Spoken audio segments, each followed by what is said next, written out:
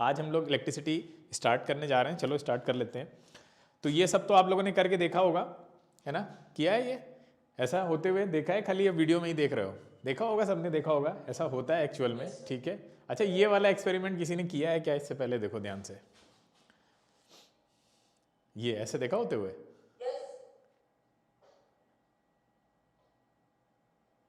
है ना? अब देखिए यहाँ पे ये दोनों प्लेट्स रिपेल कर रही थी और हाथ पे अट्रैक्ट कर गई वो। अभी देखेंगे आगे ऐसा क्यों हो रहा है। अच्छा, ये वाला देखो ध्यान से,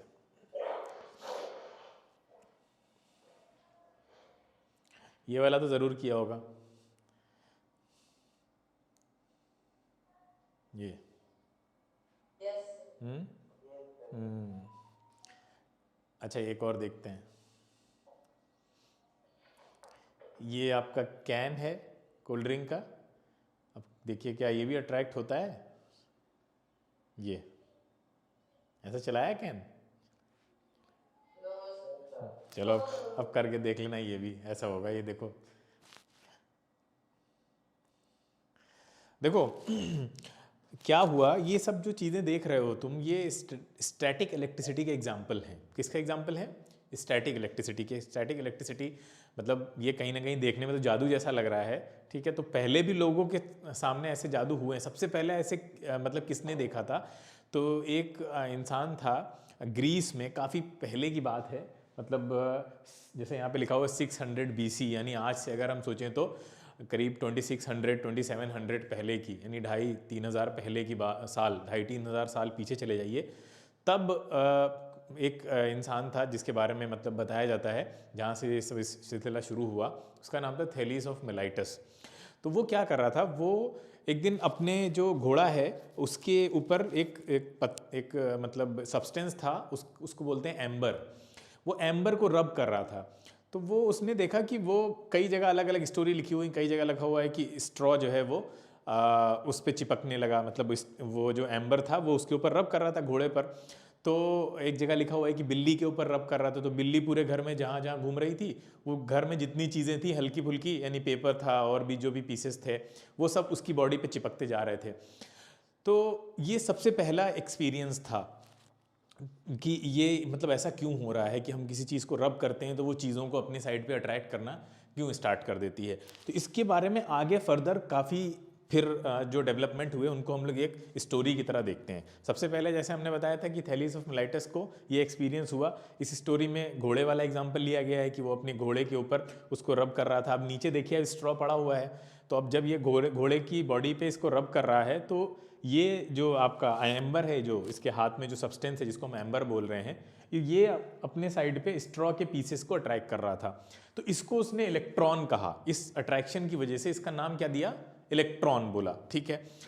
फिर आगे कुछ टाइम के बाद, मतलब काफ़ी टाइम के बाद, करीब 1600 में लंदन में ये एक और मतलब बंदे थे वहाँ पे, उनका नाम था विलियम गिलबर्ट। इन्होंने भी ये रबिंग करके और फिर उससे काफ़ी सारे सब्सटेंस को इसकी तरफ अट्रैक्ट करना स्टार्ट किया। मतलब पहले थैलीस ऑफ मिलाइटस के टाइम पे तो खाली स्ट्रॉ है या हल्की फुल्की चीज़ें थी, लेकिन इन्होंने और चीज़ों को भी इस एम्बर की तरफ अट्रैक्ट करके बताया कि ये इसके अंदर एक प्रॉपर्टी होती है। उस प्रॉपर्टी का नाम दिया इन्होंने इलेक्ट्रिक, ठीक है। उन्होंने इलेक्ट्रॉन बोला था, यहाँ पे इलेक्ट्रिक नाम आया। उसके बाद और थोड़ा सा कुछ साल के बाद, 40-50 साल के बाद, एक और मतलब वहाँ पे साइंटिस्ट तो नहीं कह सकते, लेकिन हाँ मतलब जो भी थे जिन्होंने भी इसके बारे में आगे रिसर्च की, तो उन्होंने मतलब फिर हमें एक चीज़ और बताई कि जैसे एक इलास्टिक होती है, वो इलास्टिक के अंदर क्या प्रॉपर्टी होती है कि वो आगे पीछे चली जाती है, यानी अपना शेप रिगेन कर लेती है अगर आप उसको खींचें। क्या बोलते हैं उसको? हम इलास्टिसिटी बोलते हैं, है ना। तो वैसी ही प्रॉपर्टी एम्बर के अंदर पाई जाती है और उसको हम बोलते हैं इलेक्ट्रिसिटी। बस इन्होंने खाली नाम दिया आके, ठीक है। अब मेन काम इन्होंने किया, ठीक है, दुफे इनका नाम था और ये फ्रेंच के थे, फ्रांस के थे। इन्होंने क्या किया, इन्होंने कुछ सब्सटेंसेस लिए और उसको एम्बर से रब किया, और रब करने के बाद उनको दो ग्रुप्स में बांट दिया। अच्छा, दो ग्रुप्स में क्यों बांट दिया? क्योंकि उनको रबिंग अलग अलग चीज़ों से की गई थी। दो ग्रुप में बांट दिया, और वो दोनों ग्रुप क्या थे वो बहुत इंटरेस्टिंग है। यानी कुछ चीज़ें ली और उनको, कुछ चीज़ों को एक तरह की सब्सटेंस से रब किया, कुछ चीज़ों को दूसरी तरह के सब्सटेंस से रब किया, फिर उनको आपस में एक दूसरे के पास लाए। तो कुछ लोग अट्रैक्ट कर रहे थे, कुछ रिपेल कर रहे थे, उसके बेसिस पे उन्होंने दो ग्रुप बना दिए। ठीक है। एक ग्रुप में उन लोगों को रखा जो आपस में रिपेल करते थे, ठीक है। ऐसे सब्सटेंस जो रबिंग के बाद एक दूसरे से दूर जाने की कोशिश करते हैं, उनको एक ग्रुप में रखा, और दूसरे ग्रुप में भी ऐसे लोगों को रखा जो आपस में रिपेल करते थे, ठीक है। अब आइए देखते हैं वो ग्रुप क्या था, बहुत इंटरेस्टिंग है। देखिए, अब एक ग्रुप देखिए यहाँ पे, अब ये कैसे बना, पता कैसे किया बेटा, कैसे पता किया? अब मान लीजिए ये सारी चीजें हैं, इनको रब किया, अब हर एक दो चीज से चेक करने की कोशिश की गई। जैसे पहले मान लीजिए दो चीजों को लिया, वुल और क्वार्ट्ज को लिया, अब इनको देखा तो ये एक दूसरे से दूर जा रहे थे। उसके बाद फिर इन्होंने उठाया, ठीक है, दो ग्रुप इस बेसिस पे बना दिए। देखिए, एक ग्रुप ये हो गया, एक ग्रुप ये हो गया। अब जब सेम ग्रुप के दो चीजों को उठाते हैं तो वो रिपेल कर रही हैं, यानी क्वार्ट्ज और लेदर को उठाओगे और उनको पास लाने की कोशिश करोगे तो वो दूर जाने की कोशिश करेंगे। इसी तरह से अगर आप रेजिन और वुड को उठाएंगे और उनको पास लाएंगे तो वो दूर जाने की कोशिश करते हैं। लेकिन अगर हम दोनों अलग अलग ग्रुप से ना, इस ग्रुप की चीज को उठाएं और फिर एक इस ग्रुप की चीज को उठाएं, फिर उसको पास लाते हैं, तो देखो क्या होता है। जैसे हमने मान लेते हैं यहां से रबर और वैक्स को उठाया, बताइए क्या होगा यहाँ पे, क्या होगा? हाँ, नहीं, अब यहीं पे गलती होती है। देखो, रबर और वैक्स आए कहां से, आए कहां से? देखो पहले, अभी देखो, अभी हमने समझाया कि दो ग्रुप बनाए हैं, एक ग्रुप के अंदर जो चीजें हैं वो आपस में एक दूसरे से कैसे रिएक्ट करेंगे, अट्रैक्ट करेंगे या रिपेल करेंगी? क्या करेंगे? रिपेल करेंगे। अब ध्यान से देखो, अब हम यहाँ चूज करने जा रहे हैं कि इन दोनों बॉक्सेस में इनमें से कौन से ग्रुप से कौन सी चीज आ रही है, ध्यान से देखना। अब बताओ क्या होगा, रिपेल होगा, अट्रैक्ट होगा? हाँ, फिर अभी भी कुछ लोग अट्रैक्ट बोल रहे हैं, अभी भी कुछ लोग अट्रैक्ट बोल रहे हैं। सेम ग्रुप से निकल के गए हैं, रबर और वैक्स सेम ग्रुप से गए हैं ना निकल के। अच्छा, सेम ग्रुप से निकल के गए हैं तो अट्रैक्शन कैसे होगा? रिपल्शन होगा ना, बोलो, ये दूर भाग जाएंगे। क्लियर है? अब आगे देखते हैं। अब हम क्या करते हैं, इधर से ले लेते हैं दोनों से अलग अलग ग्रुप से। अब बताओ क्या होगा? हाँ हाँ, क्लियर है। तो उन्होंने इस तरह से एक क्लासिफिकेशन पर किसी न किसी रिजल्ट पे पहुंचे ही है, ठीक है। बिल्कुल इनिशियल से हम आपको समझा रहे हैं कैसे चीज़ें शुरू हुई थी, ठीक है। अब यहाँ पे देखिए आपके सामने एक दो ग्लास रॉड, एक ग्लास रॉड है, उसको हमने सिल्क के साथ रब किया। एक इबोनाइट की रॉड है, ठीक है, उसको हमने फर के साथ रब किया। इबोनाइट ऐसे समझ लो जैसे पेंसिल के अंदर वो होती है ना ब्लैक कलर की रॉड होती है ना, जिससे आप लिखते हैं, पेंसिल के अंदर होती है, जो वुड से कवर्ड होती है, उस टाइप से समझ लीजिए कोई रॉड है, इबोनाइट की रॉड। अब एक को फर से रब किया, एक को सिल्क से रब किया। ग्लास को सिल्क से रब किया, इबोनाइट को फर से रब किया। इनके ऊपर जो चार्जेस डेवलप होंगे वो कैसे होंगे? क्या ये अट्रैक्ट करेंगे रबिंग के बाद एक दूसरे को, या रिपेल करेंगे? क्या करेंगे? हैं? अच्छा, चलो फिर करके देख लेते हैं एक्सपेरिमेंट। देखिए ध्यान से, ये देखिए, ये सिल्क क्लॉथ है और हम ग्लास रॉड को रब कर रहे हैं, तो हमें नतीजा क्या मिल रहा है? यहाँ लिखा हुआ है, क्या है, क्या कर रहे हैं एक दूसरे को?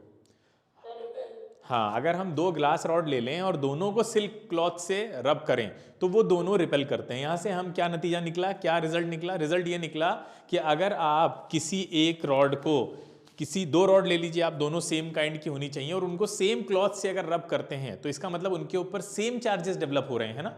बोलो, ये तो पढ़ा है ना कि सेम चार्जेस क्या करते हैं? रिपेल करते हैं। लाइक चार्जेस रिपेल करते हैं और अपोजिट चार्जेस क्या करते हैं?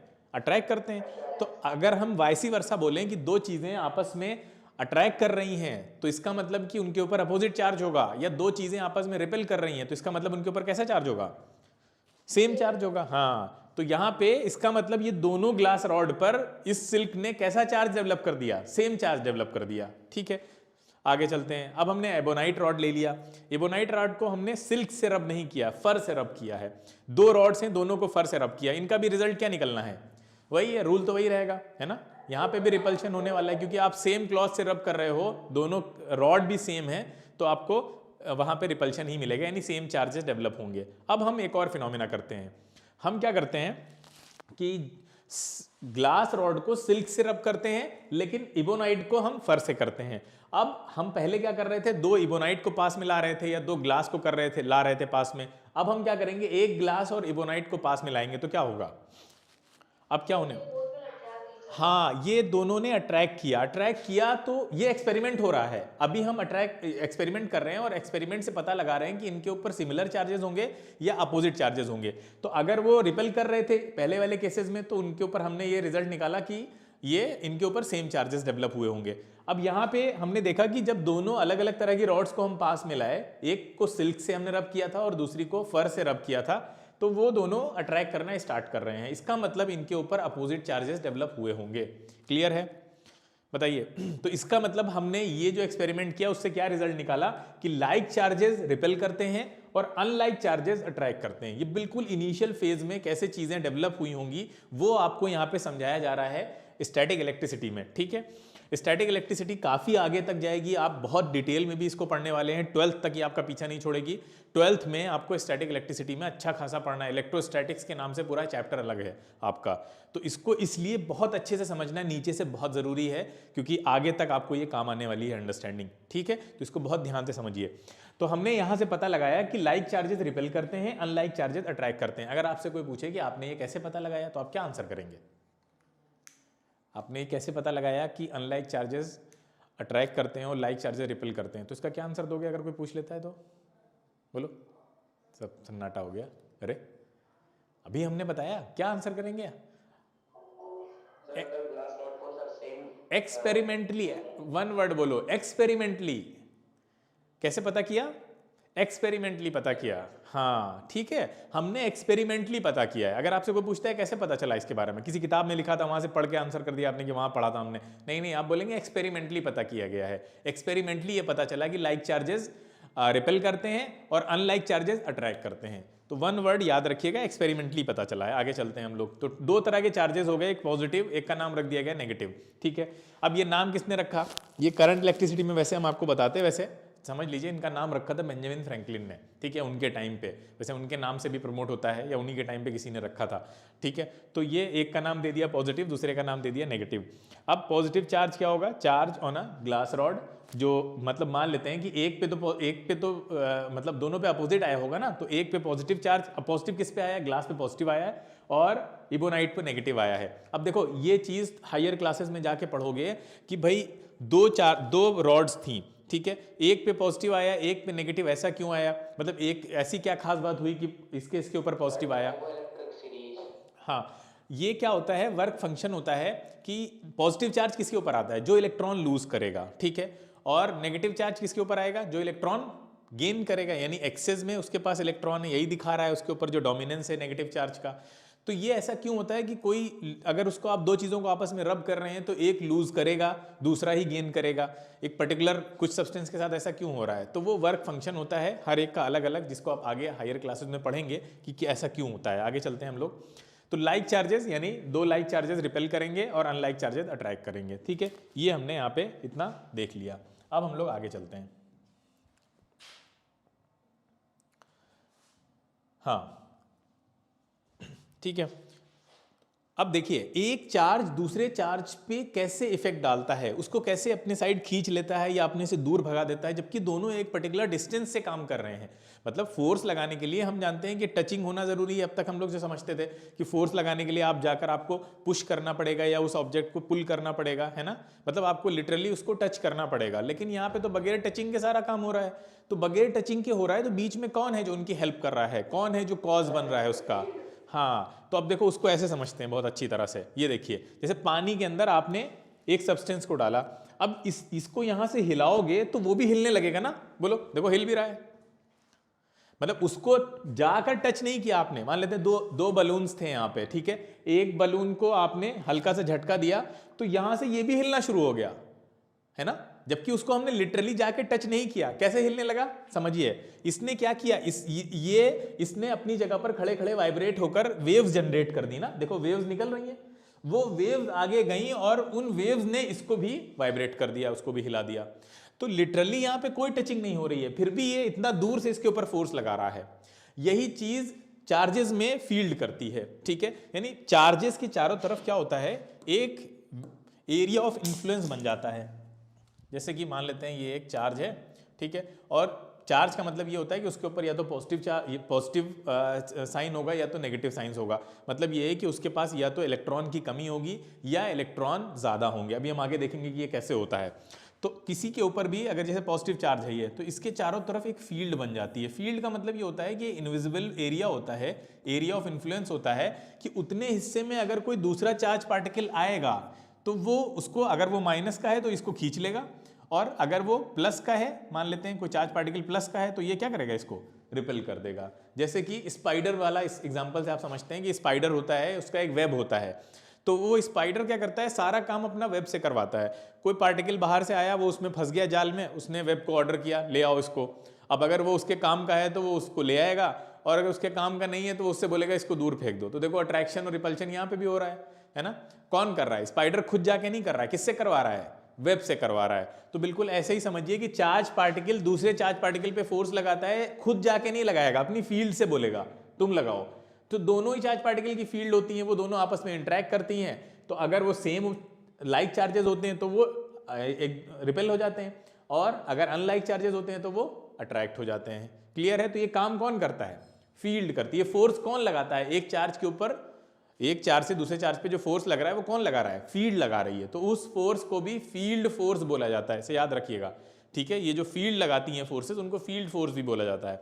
अब अगर इलेक्ट्रिक फील्ड की आपको वैल्यू निकालना हो, वो फोर्स होता कैसा है, यहाँ पे स्टैटिक इलेक्ट्रिसिटी के केस में वो फोर्स कैसा होगा, इलेक्ट्रोस्टैटिक फोर्स बोलते हैं उसको हम, ठीक है। स्टैटिक चार्जेस हैं, रुके हुए हैं, मूव नहीं कर रहे हैं, तो वो जब एक दूसरे पे फोर्स लगा रहे हैं तो उस फोर्स का नाम रख दिया गया इलेक्ट्रोस्टैटिक फोर्स, ठीक है।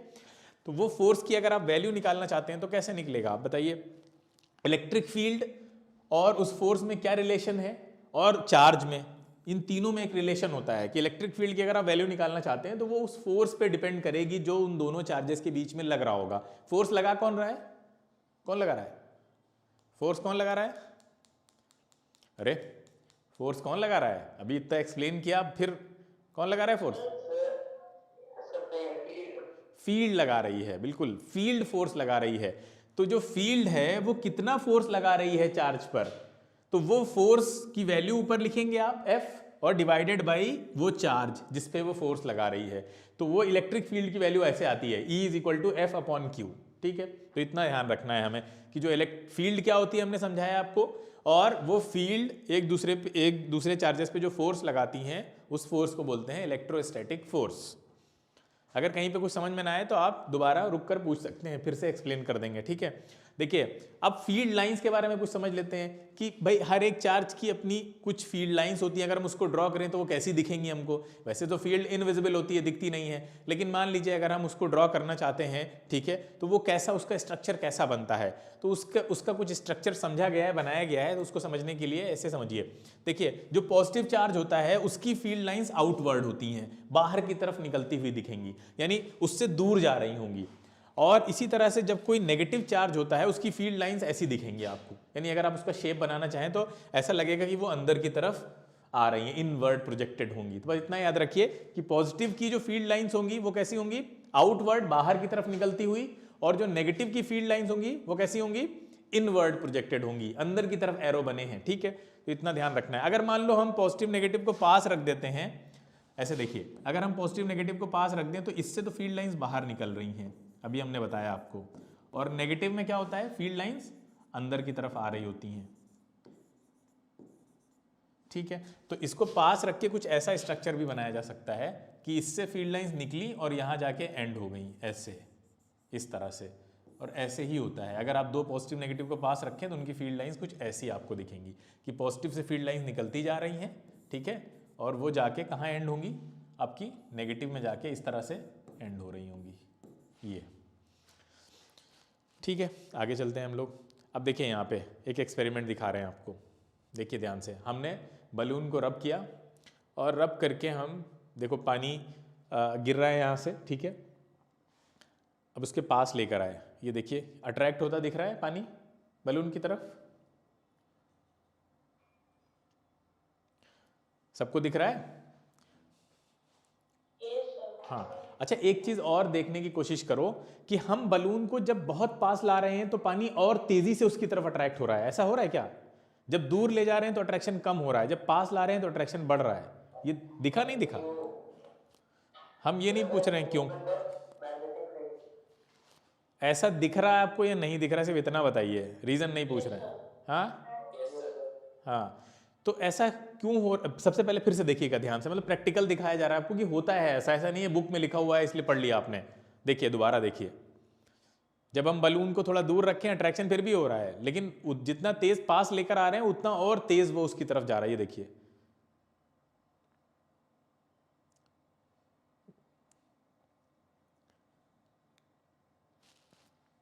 तो इसका मतलब ये है बेटा कि इलेक्ट्रोस्टैटिक फोर्स किस पे डिपेंड करता है?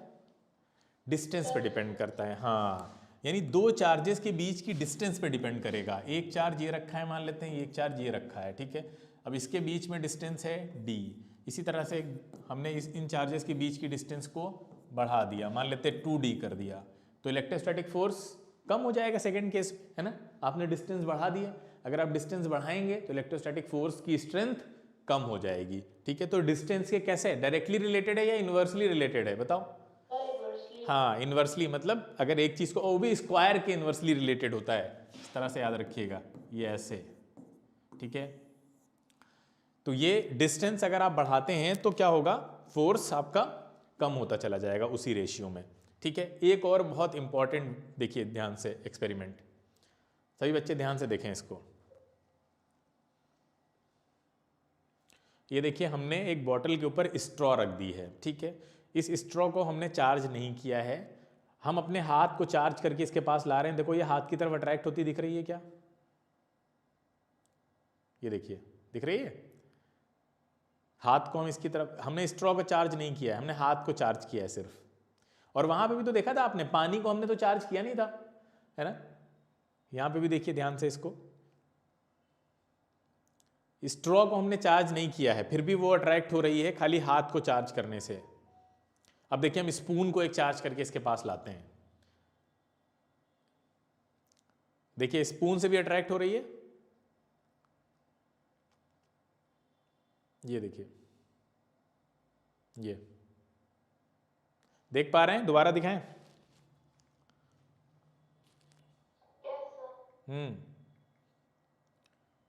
देखिए देखिए, इससे बहुत इंपॉर्टेंट कंक्लूजन निकालना है अभी हम लोग को। एक बार और देखिए,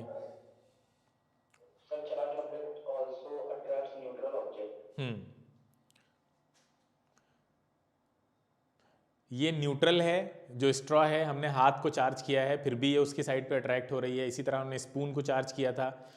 तो ये हमें क्या दिखा रहा है, ठीक है। सबसे पहली चीज़ कि इलेक्ट्रोस्टैटिक फोर्स एक नॉन कॉन्टैक्ट फोर्स है, ठीक है, बगैर छुए अट्रैक्ट हो रहा था। बोलो, ऐसा ही हो रहा था, इसमें छूने की ज़रूरत नहीं होती है। इलेक्ट्रोस्टैटिक फोर्स चार्ज्ड और अनचार्ज्ड दोनों तरह के फोर्सेस में काम, दोनों तरह के ऑब्जेक्ट्स में काम करता है ना। बोलो, इलेक्ट्रोस्टैटिक फोर्स आपका दो ऑब्जेक्ट्स अगर चार्ज हैं तो काम करेगा ही करेगा, अगर एक चार्ज है और एक अनचार्ज है फिर भी करेगा। बोलो, इतनी बात समझ में आई नहीं आई? हाँ। अब एक इंपॉर्टेंट चीज आती है कि अगर आप पता करना चाहते हैं, क्या पता करना चाहते हैं कि ऑब्जेक्ट्स आपस में चार्ज हैं या नहीं है, दो ऑब्जेक्ट्स, तो पता करने का बेस्ट मेथड क्या है, रिपल्शन या अट्रैक्शन? जैसे कि देखो, दो ऑब्जेक्ट्स हैं आपके पास ए एंड बी, आप ये पता करना चाहते हैं दोनों चार्ज हैं या नहीं है, दोनों के ऊपर आप चार्ज पता करना चाहते हैं सपोज करिए। तो आप अगर, एक तरीका तो ये है कि दोनों को अट्रैक्ट, अगर दोनों अट्रैक्ट कर रहे हैं तो क्या दोनों के ऊपर चार्ज है क्या, बताओ। सर्टेनिटी के साथ नहीं कह सकते, हो सकता है, ऐसे बोलो ना, हो सकता है ना। सर्ट, हाँ, मे और मे नॉट बी, सर्टेनिटी के साथ नहीं बोल सकते हैं कि दोनों पे चार्ज होगा। क्यों नहीं बोल सकते हैं, उसका रीजन ये है कि अगर मान लो ए पे चार्ज है और बी न्यूट्रल है, फिर भी इनके बीच में अट्रैक्शन होगा या नहीं होगा, बोलो। यस, होगा, बिल्कुल होगा। अभी हमने पीछे देखा था स्ट्रॉ वाले केस में, है ना, हम स्ट्रॉ को चार्ज नहीं कर रहे थे, हमने सिर्फ हाथ को चार्ज किया, स्पून को चार्ज किया था। पानी वाले केस में भी हमने देखा था। तो अट्रैक्शन के लिए दोनों का चार्ज होना जरूरी नहीं है, एक चार्ज होगा तब भी काम चल जाएगा। तो इसका मतलब अट्रैक्शन के थ्रू आप चेक करने जाएंगे तो उसमें गलती भी हो सकती है। अच्छा, रिपल्शन में क्या होगा, अगर आपको रिपल कराना है दो को, तो इसका मतलब या तो इनके ऊपर पॉजिटिव चार्ज होना चाहिए और या तो दोनों के ऊपर कैसा होना चाहिए, नेगेटिव चार्ज होना चाहिए। क्या कोई और कंडीशन पॉसिबल है रिपल्शन की? क्या कोई और कंडीशन भी पॉसिबल है जिससे ये रिपेल कर जाए, इसके अलावा? नहीं पॉसिबल है, बिल्कुल सही बात है। यानी दोनों के ऊपर सेम चार्ज होना पड़ेगा। तो अगर आप ये पता करना चाहते हैं कि दो ऑब्जेक्ट्स के ऊपर, दोनों के ऊपर चार्ज है या नहीं है, तो आपसे पूछा जाए कि दोनों में से कौन सा बेस्ट मेथड है, अट्रैक्शन वाला या रिपल्शन वाला, तो आप कहेंगे रिपल्शन वाला, क्योंकि अट्रैक्शन में पॉसिबिलिटी है कि वो न्यूट्रल भी हो सकता है। इतनी बात सब बच्चों को क्लियर है? बताइए।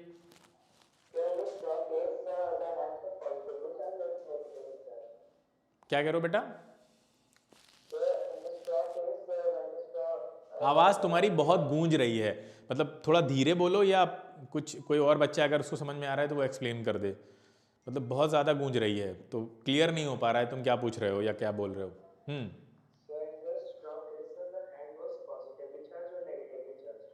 स्ट्रॉ? नहीं नहीं, वो अभी हम लोग नेचर ऑफ चार्ज हम अभी नहीं देख रहे हैं ना, स्टेप बाय स्टेप आगे चलेंगे ना। अभी हमें इलेक्ट्रोस्कोप भी देखना है, ठीक है, इलेक्ट्रो कंडक्शन इंडक्शन सारा मेथड देखना है, तो वहां हम देखेंगे नेचर ऑफ चार्ज के बारे में। अभी हम ये नहीं देख रहे हैं कि वो नेचर ऑफ चार्ज कैसे पता करते हैं कि वो पॉजिटिवली चार्ज था या नेगेटिवली चार्ज था। अभी हम सिर्फ किस पे काम कर रहे हैं? अट्रैक्शन रिपल्शन पे काम कर रहे हैं। क्लियर है? नेचर ऑफ चार्ज जब अभी आगे देखेंगे तब वहां से क्लियर होगा कि अच्छा हाँ कौन सा चार्ज उसके ऊपर एक्वायर हो रहा था। क्लियर है? देखिए ध्यान से वही वापस चलते हैं उसी एग्जाम्पल पे। अभी हमने देखा था हेयर बलून और कैन वाला, ठीक है, क्या था उसमें?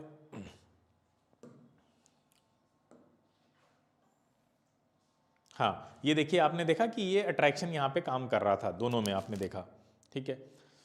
और ये पेपर वाला वीडियो भी आपने देखा था, ठीक है। पेपर में क्या हो रहा था कि आप रबिंग करके उसको पेपर्स के पास ला रहे थे, तो वो पेपर इसको अपनी साइड अट्रैक्ट कर रहे थे, ठीक है। अब देखिए ये कैसे होता है, चार्जेस डेवलप कैसे होते हैं उसको अच्छे से समझते हैं।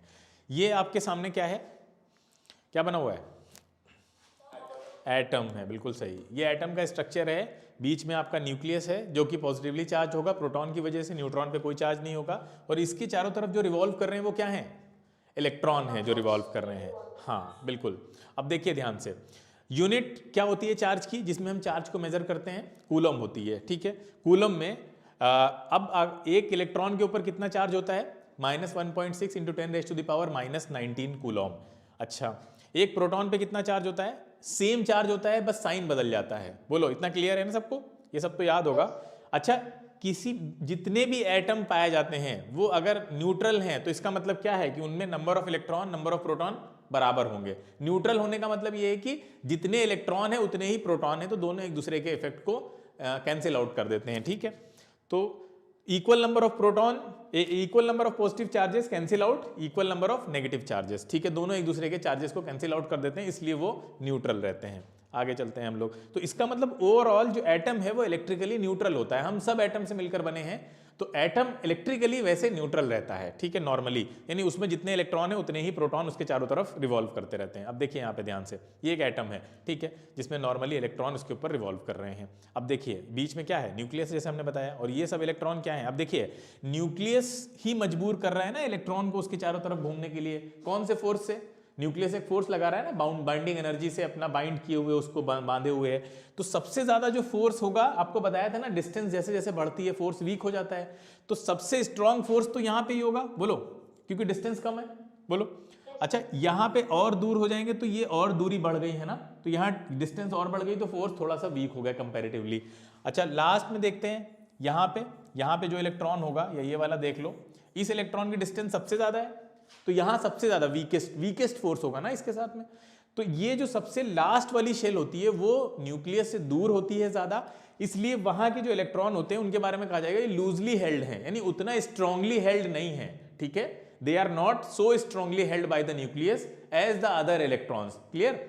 जैसे बाकी इलेक्ट्रॉन्स हैं जो वो करीब है ना, वहां से डिस्टेंस जो कम है, तो डिस्टेंस अगर कम होगी तो फोर्स बढ़ जाएगा। तो ये लूजली हेल्ड हैं। इनको आउटर मोस्ट शेल के इलेक्ट्रॉन को वैलेंस इलेक्ट्रॉन भी बोला जाता है, या इस शेल को वैलेंस शेल भी बोला जाता है, आपने केमिस्ट्री में पढ़ा होगा, ठीक है। अब देखिए ये कैसे, मतलब निकल कैसे जाते हैं। अब जब दो ऑब्जेक्ट्स को आपस में रब कराया जाएगा, सपोज करिए कोई भी दो ऑब्जेक्ट्स हम यहाँ पे ले लेते हैं, कोई दो ऑब्जेक्ट ले लिया आपने, ए ले लिया, ठीक है। अब ये ए है, ये एटम होगा इसका, ये बी है, ठीक है। अब आपने जब इनको रब कराया आपस में, इनके बीच में जब रबिंग होगी तो सब दोनों आपस में, दोनों के सरफेस आपस में टकराएंगे, तो जो आउटर मोस्ट शेल के इलेक्ट्रॉन होते हैं वो एक से निकल के दूसरे पे चले जाएंगे। तो मान लेते हैं ए का इलेक्ट्रॉन निकल के बी पे चला गया। अब अभी हमने बताया था नॉर्मल स्टेट में क्या होता है, एक एटम में number of electron number of proton के बराबर होते हैं, बोला था, वो न्यूट्रल होता है। तो अब अगर मान लो ये पहले तो सब न्यूट्रल थे, लेकिन आपने इनको रब कराया, रब कराने की वजह से एक इलेक्ट्रॉन इसका निकल के यहां से यहां चला गया, ए से बी पे चला गया, तो अब ये न्यूट्रल तो रहा नहीं, इसके पास एक इलेक्ट्रॉन कम हो गया, ए के पास, बोलो, ए के पास एक इलेक्ट्रॉन कम हो गया। तो एक इलेक्ट्रॉन कम हो गया, इसका मतलब प्रोटॉन ज्यादा हो गया एक, बोलो, यही हुआ ना, पहले मान लो इसके पास 10 इलेक्ट्रॉन थे, 10 प्रोटॉन थे, इनके पास भी 10 इलेक्ट्रॉन थे और 10 प्रोटॉन थे। अब इनके पास से एक यहाँ से यहाँ चला गया, तो एक चला गया, तो इसका मतलब इनके पास कितने बचे, अब 9 इलेक्ट्रॉन बचे और प्रोटॉन 10 हो गए, तो एक प्रोटॉन ज्यादा है। अब वो अपना डोमिनेंस दिखाएगा, ठीक है, वो यहाँ पे पॉजिटिव चार्ज आ जाएगा इसके ऊपर, एक वो दिखा रहा है कि एक प्रोटॉन इसके पास ज्यादा है। अब इनके पास एक इलेक्ट्रॉन एक्स्ट्रा हो गया, इसका मतलब 10 की जगह कितने हो गए, 11 इलेक्ट्रॉन हो गए और 10 ही प्रोटॉन है अभी।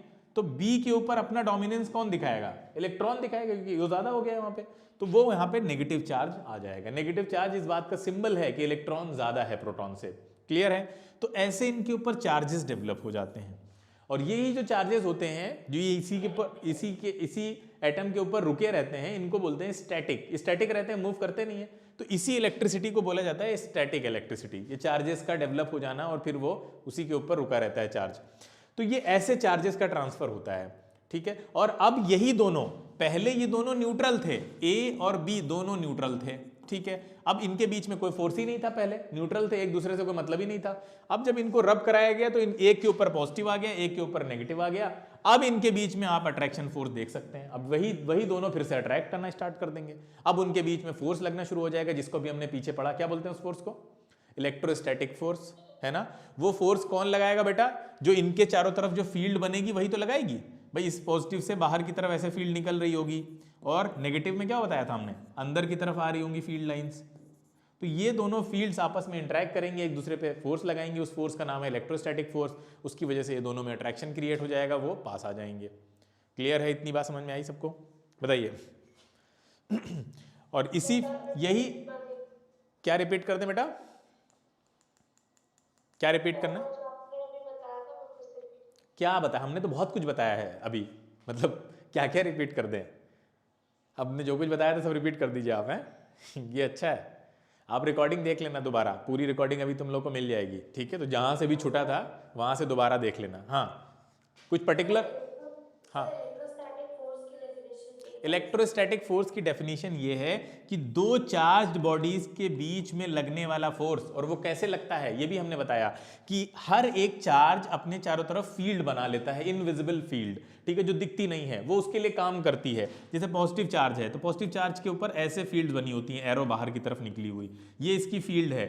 और नेगेटिव चार्ज पे जो फील्ड बनती है उसमें एरो उसकी साइड पे अंदर की तरफ इनवर्ड प्रोजेक्टेड रहती हैं।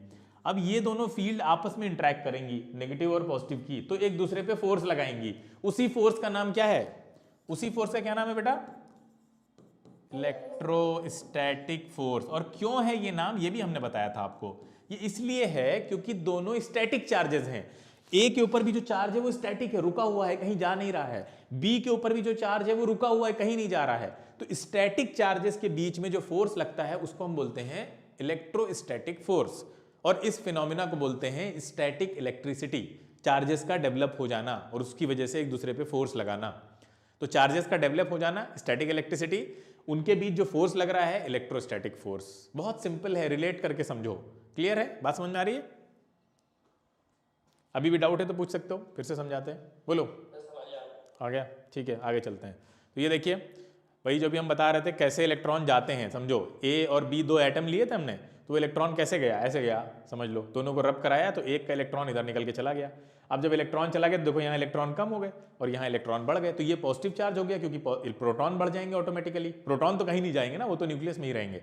अब इलेक्ट्रॉन कम हुआ तो पॉजिटिव चार्ज आ जाता है, ध्यान रखना, पॉजिटिव चार्ज इलेक्ट्रॉन की कमी को दिखाता है, मूव हमेशा इलेक्ट्रॉन ही करेगा। अब पॉजिटिव चार्ज आया तो इसका मतलब ये नहीं कि प्रोटॉन ज्यादा आ गए बाहर से कहीं से, नहीं नहीं, इलेक्ट्रॉन कम हो गए तो ऑटोमेटिकली प्रोटॉन ज्यादा हो जाएंगे, ठीक है। और अगर कहीं नेगेटिव चार्ज आ गया है तो वो तो कॉमन सी बात है कि इलेक्ट्रॉन आया है बाहर से, तो नेगेटिव चार्ज का डोमिनेंस बढ़ गया है, यानी ओवरऑल नेगेटिव चार्ज बढ़ गया, क्योंकि प्रोटॉन तो कांस्टेंट है, वो तो रहने ही है उतने। क्लियर है? चलें आगे। बताइए बेटा, डाउट है तो पूछ सकते हैं, अदरवाइज हम लोग आगे चलते हैं। हाँ, अब ये जो इलेक्ट्रिसिटी है हमने बताया ना कि रबिंग के थ्रू जो चार्जेस डेवलप हो जाते हैं ऑब्जेक्ट्स में, रबिंग के थ्रू ऑब्जेक्ट्स में जो चार्जेस डेवलप हो जाते हैं उस फिनोमेना को क्या बोला जाता है, अभी बताया था हमने आपको, उसको हम स्टैटिक इलेक्ट्रिसिटी बोलते हैं, या फ्रिक्शन के थ्रू, रबिंग के थ्रू जो इलेक्ट्रिसिटी डेवलप होती है उसका एक और नाम है, क्या नाम है, ट्राइबो इलेक्ट्रिसिटी। क्या बोलते हैं, ट्राइबो इलेक्ट्रिसिटी। देखो स्टैटिक इलेक्ट्रिसिटी में जरूरी नहीं है कि रबिंग से ही चार्ज डेवलप हो, अभी हम देखेंगे इंडक्शन से भी चार्ज डेवलप हो जाता है, बगैर टच किए भी चार्ज डेवलप हो जाएगा दो ऑब्जेक्ट्स के बीच में, ठीक है। तो वो तो स्टैटिक इलेक्ट्रिसिटी में तो बस इतना ध्यान रखना है कि चार्जेस मूव ना कर रहे हो, तो वो स्टैटिक इलेक्ट्रिसिटी कहलाएगा। उसमें भी फर्दर क्लासिफिकेशन ये है कि अगर रबिंग के थ्रू चार्ज डेवलप हुआ है तो उसका एक अलग नाम है, उसको बोलते हैं ट्राइबो इलेक्ट्रिसिटी, ठीक है। हम लोग जब चलते हैं ग्राउंड पे तो हमारा पैर जमीन से रब करता है नहीं करता है भाई, जब हम चल रहे हैं ग्राउंड पे तो आपका जो पैर है वो भी इससे रबिंग कर रहा है, और रबिंग करने की वजह से आपके पैर और ग्राउंड के बीच में क्या होगी, रबिंग होगी, तो इलेक्ट्रॉन ट्रांसफर होंगे नहीं होंगे, बताओ। अरे बिल्कुल होंगे। तो इलेक्ट्रॉन ट्रांसफर होंगे तो हो सकता है किसी जिससे इलेक्ट्रॉन निकल के जाएंगे उसके ऊपर क्या आ जाएगा, पॉजिटिव चार्ज। मान लीजिए आपके पैर से इलेक्ट्रॉन नीचे चले गए तो पैर के ऊपर आ जाएगा पॉजिटिव चार्ज, क्योंकि कमी हो गई इलेक्ट्रॉन की। और ग्राउंड पे कैसा चार्ज आएगा बताओ, ग्राउंड पे इलेक्ट्रॉन ज्यादा हो जाएंगे, नेगेटिव चार्ज। अब ये जो आपका पैर है और जो ये ग्राउंड है, उन दोनों के बीच में अट्रैक्शन फोर्स काम करेगा इलेक्ट्रोस्टैटिक वाला या नहीं करेगा, बताओ। अरे करेगा ना, हाँ। अब जब आप पैर रखते हैं ना ग्राउंड पे, तो पैर रखने के साथ ये फ्रिक्शन की वजह से दोनों के ऊपर चार्जेस डेवलप हो जाते हैं और दोनों के बीच में इलेक्ट्रोस्टैटिक फोर्स काम करता है, अट्रैक्शन फोर्स। उस फोर्स की वजह से आपका पैर ग्राउंड पे चिपक जाता है, ठहर जाता है, ठीक है। और फिर आपने पीछे की तरफ ग्राउंड को मारा था तो वो आके पैर को चिपका लिया ग्राउंड ने। अब आप उसी पे बेस करते हुए फिर दूसरा पैर ऐसे आगे बढ़ाते हैं। अगर ये चीज ना होती तो आप चल नहीं पाते, अगर ये फ्रिक्शन से चार्जेस डेवलप ना हो पाते तो वो इलेक्ट्रोस्टैटिक फोर्स काम नहीं करता और आपका पैर ग्राउंड पे चिपक नहीं पाता, और फिर आप उस पे बेस करके दूसरा पैर आगे रख ही नहीं पाते। और ऐसा हो जाता है कब, जब ये फ्रिक्शन ना हो, क्योंकि फ्रिक्शन की वजह से हुआ है ना रबिंग से। अभी मान लीजिए आपके पैर और ग्राउंड के बीच में कुछ ऐसा सब्सटेंस आ जाए जो बहुत चिकना हो, जो फ्रिक्शन को अवॉइड कर दे, मान लीजिए केले का छिलका आ गया। अब अगर केले का छिलका आ जाएगा आपके पैर और ग्राउंड के बीच में तो क्या होगा बताओ, यहाँ पे ये चार्जेस डेवलप होंगे क्या, नहीं होंगे। हाँ, अब ये चार्जेस डेवलप नहीं होंगे तो क्या होने वाला है, अब आप गिरेंगे। अब आपने पैर रखा पीछे, सपोज करो आपने पैर रखा और पैर को होल्ड करने के लिए जमीन पे इलेक्ट्रोस्टैटिक फोर्स तो लग नहीं रहा क्योंकि रबिंग हुई नहीं है। अब पैर तो होल्ड होगा नहीं, पैर कहां चलता चला जाएगा बोलो, पीछे। अब पैर पीछे होता है ना, फिसलते कैसे हैं हम लोग, हमने जमीन पे पैर रखा, केले के छिलके पे पैर पड़ गया, अब पैर रुका ही नहीं वहां पे, पैर पीछे चला गया। अब जब पैर पीछे चला जाएगा तो आपकी बॉडी कहां जाएगी, आगे जाएगी, तभी तो हम गिरते हैं भाई। बॉडी आपकी पूरी क्या हो जाती है, ऐसे आगे चली जाती है, पैर पीछे चला गया। तो ऐसे ही आप फिसलते हैं। क्लियर है, इतनी बात सबको समझ में आ रही है या नहीं, बताओ। Yes sir. हाँ, तो ये आप गिरते इसीलिए हैं क्योंकि वहां पे अगर आप आपसे पूछता है कोई, इतना एग्जाम्पल है इसके इलेक्ट्रोस्टैटिक फोर्स के कि आप चलते हैं उसी फोर्स की वजह से। अगर वो फोर्स नहीं होता तो आपका ग्राउंड पे आपका जो पैर है वो जमीन होल्ड नहीं कर पाती। क्लियर है। और यहाँ पे एक्शन रिएक्शन भी काम करता है, लॉज ऑफ मोशन में आप पढ़ेंगे वैसे, कि आप ग्राउंड के ऊपर फोर्स लगाते हैं, एक्शन आप कर रहे हैं और आप उसको पीछे की तरफ धक्का दे रहे हैं, यानी एक्शन फोर्स हो रहा है आपका। अब ग्राउंड आपके ऊपर वापस से रिएक्शन फोर्स लगाएगी, वो आपको आगे की तरफ पुश करेगी, तो अब उसी वजह से फिर हम आगे की तरफ पैर दूसरा रखते हैं। तो वहां पे एक्शन रिएक्शन भी काम करता है और ये आपका इलेक्ट्रोस्टैटिक फोर्स भी काम करता है, ठीक है। तो ये फ्रिक्शनल फोर्स के बारे में अगर आपसे कोई पूछे, एक और नॉलेज की बात सुन लो, अगर आपसे कोई पूछे बताओ फ्रिक्शनल फोर्स का नेचर क्या होता है, फ्रिक्शन से होता क्या है, तो आप जानते हैं फ्रिक्शनल फोर्स का नेचर क्या होता है, इलेक्ट्रोस्टैटिक। देखो फ्रिक्शन से क्या होता है, जब कभी भी दो बॉडीज रब करेंगी तो उनके बीच में चार्जेस ट्रांसफर हो जाएंगे, और चार्जेस ट्रांसफर होंगे तो एक बॉडी पे इलेक्ट्रॉन की कमी हो जाएगी, वो पॉजिटिवली चार्ज हो जाएगी, दूसरी नेगेटिवली चार्ज हो जाएगी, तो वो दोनों के बीच में इलेक्ट्रोस्टैटिक फोर्स लगना स्टार्ट हो जाएगा। तो फ्रिक्शन जो है वो ओरिजिनली कैसा फोर्स है, इलेक्ट्रोस्टैटिक फोर्स है। क्लियर है, बोलो, इतनी बात याद रखना, ठीक है। अच्छी बात है ये, अगर कोई पूछेगा तो आप बता सकते हैं, वैसे हायर क्लासेस में बताया जाता है, लेकिन आप तो यहीं पे समझ गए अच्छा खासा, तो आपको बताया जा सकता है कि ये ऐसा होता है। आगे चलते हैं हम लोग। तो हमने समझ लिया आपका material become electrically charge after they come into frictive contact with a different material. ऐसी इलेक्ट्रिसिटी को ट्राइबो इलेक्ट्रिसिटी भी बोलते हैं, जो फ्रिक्शन के थ्रू डेवलप होती है। अब एक बहुत इंपॉर्टेंट चीज समझने जा रहे हैं, कंजर्वेशन ऑफ चार्ज क्या होता है। देखिए यहाँ पे आपके सामने कुछ बॉल्स बनी हुई हैं, देखिए ध्यान से। ब्लू बॉल कितनी है दोनों में, यहाँ पे 5 आपकी ब्लू बॉल है, रेड बॉल भी 5 है ना, रेड बॉल भी आपकी 5 है और ब्लू बॉल भी आपकी 5 है, ठीक है। 5 आपकी ब्लू बॉल है और यही चीज़ वहाँ पे भी है। अब देखिए यहाँ पे रेड बॉल को हम मान लेते हैं नेगेटिव चार्ज और ब्लू बॉल को मान लेते हैं पॉजिटिव चार्ज। क्लियर है। अब देखिएगा ध्यान से, हम लोग क्या पढ़ने वाले हैं, टोटल बॉल कितनी हुई बेटा, टोटल बॉल कितनी है, दोनों में काउंट करके बताइए। नहीं नहीं, टोटल दोनों पूरे सिस्टम को ले लेते हैं। 20 हैं, ध्यान रखना, टोटल बॉल 20 हैं। अब देखिए कुछ बॉल्स को हमने उधर से इधर ले आए, ठीक है, ट्रांसफ़र कर रहे हैं हम बॉल्स का। अब बताइए टोटल बॉल कितनी है?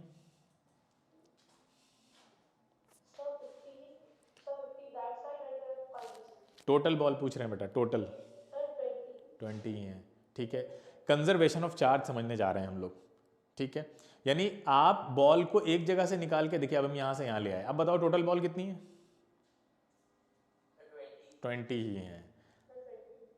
मतलब हम लोग कैसे भी ट्रांसफ़र कर दें, देखिए बॉल्स को हम इधर से उधर ले जा रहे हैं, ये तो हो रहा है कि दोनों में चेंज हो रहा होगा। जैसे अभी मान लेते हैं यहाँ पे कितना है, 5, आपकी कितनी है, 5 रेड बॉल्स हैं और कितनी है ब्लू बॉल्स, शायद 4 हैं यार।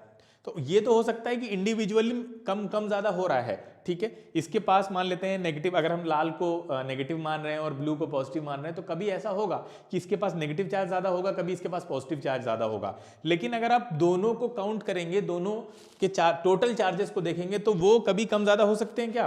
वो तो उतने ही रहेंगे। तो इसको बोलते हैं conservation of charge. Conservation of charge का सिंपल मतलब यही है कि पूरे यूनिवर्स में, ऐसे समझो, पूरे यूनिवर्स में जितने एटम हैं, सबके अंदर जितने इलेक्ट्रॉन हैं, जितने प्रोटॉन हैं, उन सब का अगर हम सम करें, वो बराबर रहेगा, कभी नहीं बदलेगा। यानी पूरे यूनिवर्स में जितने इलेक्ट्रॉन पाए जाते हैं उतने ही प्रोटॉन पाए जाते हैं। यानी पूरा यूनिवर्स इलेक्ट्रिकली न्यूट्रल है। यानी प्रोटॉन उसके इफेक्ट को न्यूट्रॉन के, सॉरी, इलेक्ट्रॉन के इफेक्ट को नलीफाई कर देते हैं, कैंसिल आउट कर देते हैं। लेकिन हाँ, ये ज़रूर हो सकता है कि थोड़ी देर के लिए आप बॉडीज़ को चार्ज कर लेते हैं, किसी बॉडी में ज़्यादा इलेक्ट्रॉन हो जाते हैं, किसी में कम हो जाते हैं, ऐसा पॉसिबल है। जैसे यहाँ पे हो रहा था ना कि आपने बॉल्स को इधर से उधर किया, तो किसी में ज़्यादा बॉल हो गई थोड़ी देर के लिए, किसी में कम बॉल हो गई।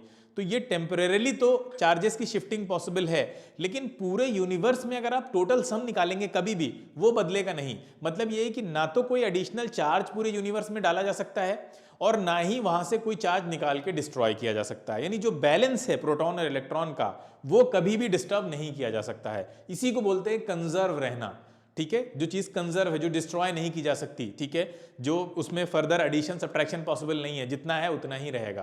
क्लियर है?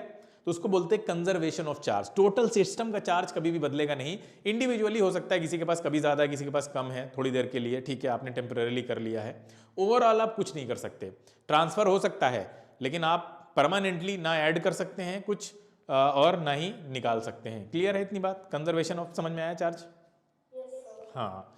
अब ये क्वेश्चन पूछ रहा है, क्या क्वेश्चन है बेटा? Why don't we exert electrical force on other bodies? कोई आंसर करेगा इसका?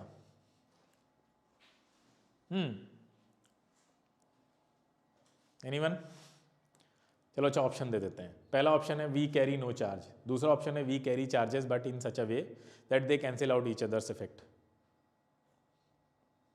अब तो दो ऑप्शन दे दिए, कौन सा? वी कैरी नो चार्ज, एक आंसर आया कि वी कैरी नो चार्ज। देखो ध्यान से देखो, दो ऑप्शन थे, दो ऑप्शन में बेटर ऑप्शन कौन सा लग रहा है? वी कैरी नो चार्ज, ये बेटर ऑप्शन है। अगर बी नहीं दिया होता तब तो अच्छा था, ठीक है, हम बोल देते कि हम नेट चार्ज की बात कर रहे हैं कि नेट चार्ज नहीं है हमारे पास। लेकिन बी ऑप्शन तो है ना, वो एलेबरेट करके बता रहा है, फिर भी बोल रहे हो वी कैरी नो चार्ज। तो चार्ज के बगैर हम कहाँ रह सकते हैं? वहां ऐसा तो नहीं बोल रहा है ना we carry no net charge, net charge नहीं लिखा हुआ है वहां पे। तो हमारे पास चार्ज होता है बेटा, चार्ज नहीं होगा तो आपके पास मास कहाँ से आएगा? इलेक्ट्रॉन का मास, प्रोटॉन का मास, इसी को तो एडअप करते करते करते पूरी बॉडी का मास निकल के आता है। कहाँ से आया मास आपके पास? अगर हमारे पास कोई चार्ज नहीं तो हमारे पास कोई मास नहीं है। हाँ, नेट चार्ज की बात नहीं हो रही है यहाँ पे, नेट चार्ज लिखा भी नहीं है। क्वेश्चन को ध्यान से पढ़ो, ये इसी तरह के ट्रिकी क्वेश्चन होते हैं, ओलंपियाड में पूछ लिए जाते हैं, ठीक है। ये भी वहीं का एक क्वेश्चन है, पूछा हुआ है ओलंपियाड का क्वेश्चन, ऐसे पूछ लिया। अब आप गलत कराएंगे, कितने बच्चे बोल रहे हैं वी कैरी नो चार्ज, जबकि सेकंड ऑप्शन कितना अच्छे से बता रहा है कि हमारे पास चार्ज होता है, लेकिन वो इस तरह से होता है कि वो प्रोटॉन इलेक्ट्रॉन दोनों एक दूसरे के इफेक्ट को नलीफाई कर देते हैं। तो अभी भी आप समझ में आ गया? क्लियर है? चलें आगे। अच्छा ये बताओ, ये ऑप्शन हो सकता है क्या, थर्ड वाला भी?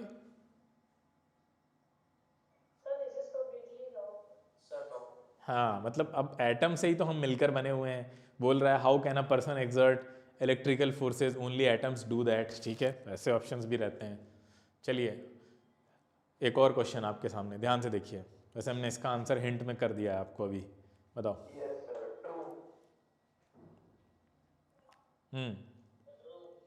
ट्रू। अच्छा, अगर यहाँ पे लिखा होता, अब बताओ।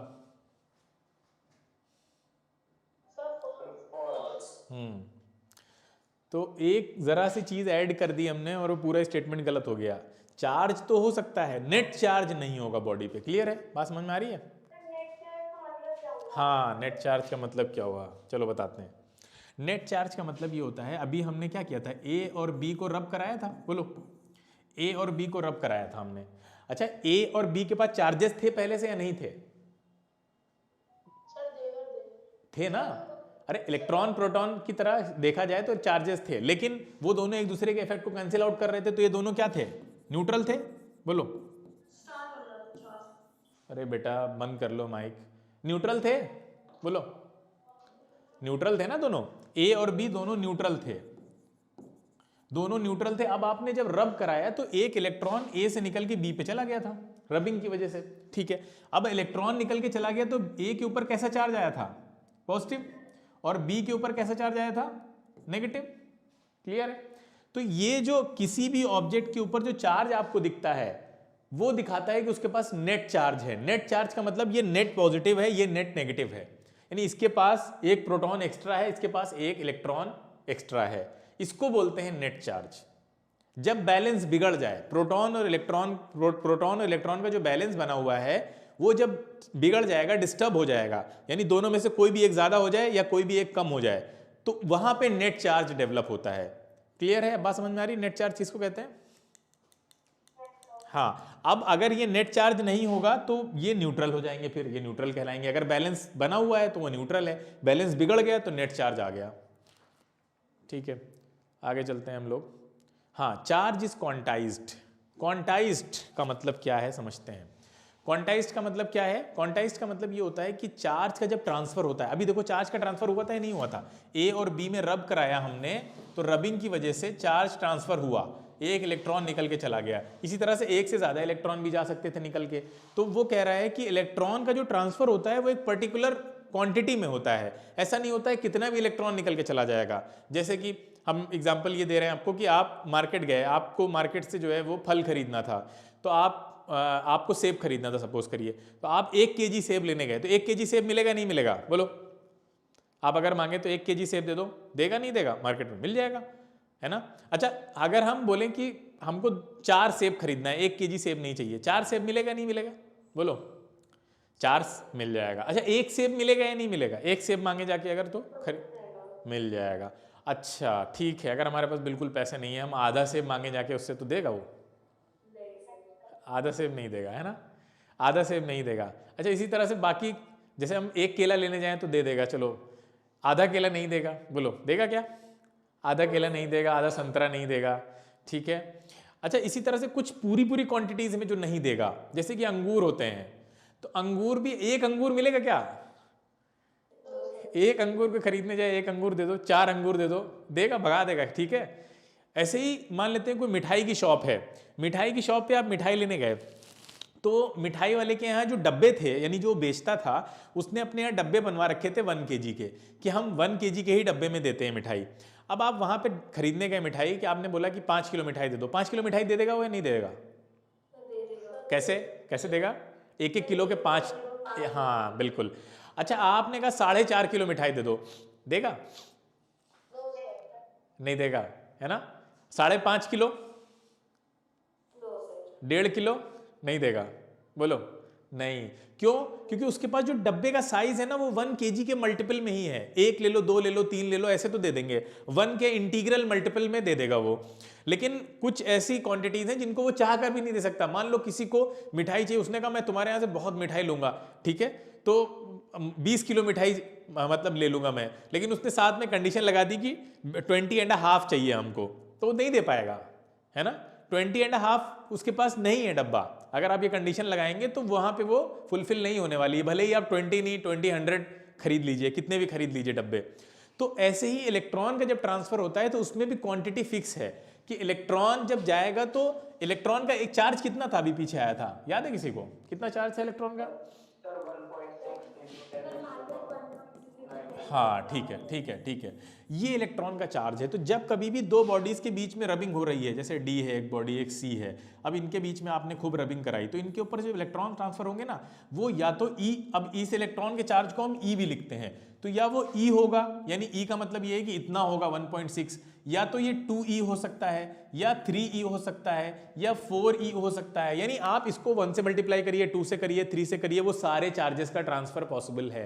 इंटीग्रल मल्टीपल का ट्रांसफर पॉसिबल है। जैसे हमने डब्बे का एग्जांपल दिया था ना, 1 kg, 2 kg, 3 kg, उसके इंटीग्रल मल्टीपल का जो ट्रांसफर है वो पॉसिबल है। क्लियर है बात? बोलिए। तो लेकिन अगर वो आपसे बोले कि बताओ 6.2 इंटू 10⁻19, बताओ ये चार्ज ट्रांसफर होगा या नहीं? क्या आंसर होगा बताओ? ये चार्ज 6.2 इंटू 10⁻19, ये चार्ज ट्रांसफर होगा या नहीं होगा? बताओ। नहीं होगा। क्यों नहीं होगा? सर क्योंकि 1.6 के मल्टीपल। हाँ, 16 का टेबल पढ़ा होगा सबने भाई। 16 के टेबल में ये नहीं आता है, 3.2 आता है, ठीक है। और क्या आता है? 4.8 आता है, 6.4 आता है, और क्या आता है? 8 आएगा, और क्या आएगा? 9.6 आएगा, 11.2 आएगा, है ना? बोलो, ये सब आएंगे, लेकिन ये नहीं दिख रहा है कहीं पे। इसी तरह से अगर हम आपसे बोलें कि बताइए क्या 4.2 मिलेगा? 4.2 नहीं जाएगा। तो ध्यान रखना है, ऐसे क्वेश्चन पूछे जाते हैं, ठीक है। इसी तरह से 16 के जितने भी मल्टीपल होंगे, अगर आपसे बोलता है 8 जा सकता है क्या? जा सकता है, ठीक है। 16 5 जा, देखो 8 आ भी रहा है वहाँ पे, 8 जा सकता है, 9.6 जा सकता है, 6.4 जा सकता है। तो 1.6 का मल्टीपल होना चाहिए। इसी को बोलते हैं क्वांटाइजेशन ऑफ चार्ज। चार्ज किसी भी क्वांटिटी में ट्रांसफर नहीं हो जाएगा, चार्ज एक पर्टिकुलर क्वांटिटी में ही ट्रांसफर होगा। इतनी बात क्लियर है सबको? बताइए जल्दी से। हाँ हाँ, हमेशा हमेशा, इसी को बोलते हैं क्वांटाइजेशन, ठीक है। जैसे आपको मिठाई नहीं मिलेगी, है ना, जैसे मिठाई वाला एग्जांपल दिया था, याद होगा, 1.5 किलो मिठाई नहीं मिलेगी आपको, 1 इलेक्ट्रॉन का चार्ज इतना है, ठीक है। अब इसमें इसी से फॉर्मूला बन गया Ne। अगर आपसे को पूछता है कितने इलेक्ट्रॉन जो चार्ज ट्रांसफर है वो कैसे हो सकता है, तो आप कहेंगे 1e हो सकता है, 2e हो सकता है, 3e हो सकता है, 4e हो सकता है, तो सो ऑन करके एक फॉर्मूला बनाया गया Ne, जहां पे n को हमें मानना पड़ेगा क्या? इंटीजर। n को हमेशा इंटीजर लेना। इंटीजर तो सबने पढ़ रखा होगा, बोलो इंटीजर क्या होता है? 1 2 3 4, ठीक है, सब इंटीजर हैं। बीच की वैल्यू नहीं ले सकते, फ्रैक्शनल वैल्यू नहीं ले सकते, ठीक है, डेसिमल में वैल्यू नहीं ले सकते। क्लियर है? किसकी? n की नहीं ले सकते। चार्ज की वैल्यू अपनी डेसिमल में आ सकती है, उससे कोई लेना देना नहीं है, चार्ज की वैल्यू 1.6 है, लेकिन n जो उससे पहले लगाएंगे आप, वो आप डेसिमल में नहीं ले सकते, मतलब 1.5e पॉसिबल नहीं है। क्लियर? बात समझ में आ रही है? n की वैल्यू 1.5 नहीं ले सकते आप, e की वैल्यू 1.6 है, उससे कोई लेना देना नहीं। 1.6 को जब मल्टीप्लाई करेंगे तो वो किसी डेसिमल से मल्टीप्लाई नहीं करेंगे कभी भी, किसी फ्रैक्शन से नहीं करेंगे, होल नंबर से करेंगे हमेशा। क्लियर है? चलते हैं आगे। तो n को हमेशा इंटीजर लेना है आपको। कितना टाइम बचा है हमारे पास? क्या हम एक और टॉपिक, टाइम ओवर हो गया? तो फिर अब हम लोग इलेक्ट्रोस्टैटिक इंडक्शन कंडक्शन, ये फिर हमें नेक्स्ट टर्न पे करना पड़ेगा, ठीक है। दूसरी क्लास का भी टाइम हो गया है, तो बहुत इंटरेस्टिंग वे में हम कंडक्शन, कैसे हम चार्ज करते हैं बॉडीज़ को, कंडक्शन, इंडक्शन, ठीक है। फिर इलेक्ट्रोस्कोप के बारे में भी बहुत अच्छे से आप स्टैटिक इलेक्ट्रिसिटी को समझेंगे, ताकि आपका बेस बन जाए आगे तक के लिए, क्योंकि हमने बताया ना ये बहुत आगे तक आपको काम आने वाला है। तो कुछ अच्छी चीज़ें भी, एक्स्ट्रा चीज़ें भी बताने की कोशिश करेंगे। टाइम वैसे कम है, और जो साउंड चैप्टर आ रहा है आपका, वो भी हम पूरी तरह से कंप्लीट करा देंगे। तो डोंट वरी, आपको क्या करना है, हमने बताया था अभी स्टार्टिंग में, आपको सिलेबस भेजना है पूरा। जब क्लासेस सारी हो जाएंगी आपकी, इसके बाद मैथ्स की क्लास है वो हो जाएगी, तो फिर आपको क्या करना है, सिलेबस जो भी आ रहा है टेस्ट में, वो पूरा सिलेबस, कोई भी एक बच्चा मुझे पूरा सा लिस्ट बनाकर भेज दीजिए, जितने भी सब्जेक्ट आपको यहाँ पढ़ाए जाने वाले हैं, ज्योग्राफी, हिस्ट्री, सिविक्स, उसमें भेज सकते हैं, बाकी PCMB का। तो वो फिर हम जो भी टीचर आपको आगे पढ़ाएंगे, वो उस बात का ध्यान रखेंगे कि पहले वो चैप्टर आपको करा दिए जाएं जो टेस्ट में आने वाले हैं, ताकि आप उसमें भी अच्छा स्कोर कर सकें। ठीक है बेटा? बाकी इसकी रिकॉर्डिंग आपको मिल जाएगी, रिकॉर्डिंग देखिए, नोट्स बनाइए, ठीक है, नोट्स प्रॉपर आपको बनाने हैं। और अगर एक्स्ट्रा क्लास लगाने की ज़रूरत हुई, मान लेते हैं कि आपकी जो एग्ज़ाम आने वाला है उससे पहले अगर हम जल्दी कोर्स पूरा करने के लिए, तो एक्स्ट्रा क्लासेस भी आपकी हो सकता है MWF में लगें, हो सकता है, उसकी इन्फॉर्मेशन आपको अलग से चली जाएगी। अदरवाइज जो शेड्यूल गया है उसके अकॉर्डिंग आपको रेडी रहना है, ठीक है। बाकी कोई डाउट हो तो आप पूछ सकते हैं मैसेज करके। अब आप वेट करिए अगली मैथ्स की क्लास के लिए, लिंक आपको आ जाएगा। इस लिंक से ज्वाइन नहीं होना है, वो दूसरा लिंक आपको आएगा, क्योंकि वो क्लास दूसरी जगह से होगी। ठीक है बेटा, चलिए।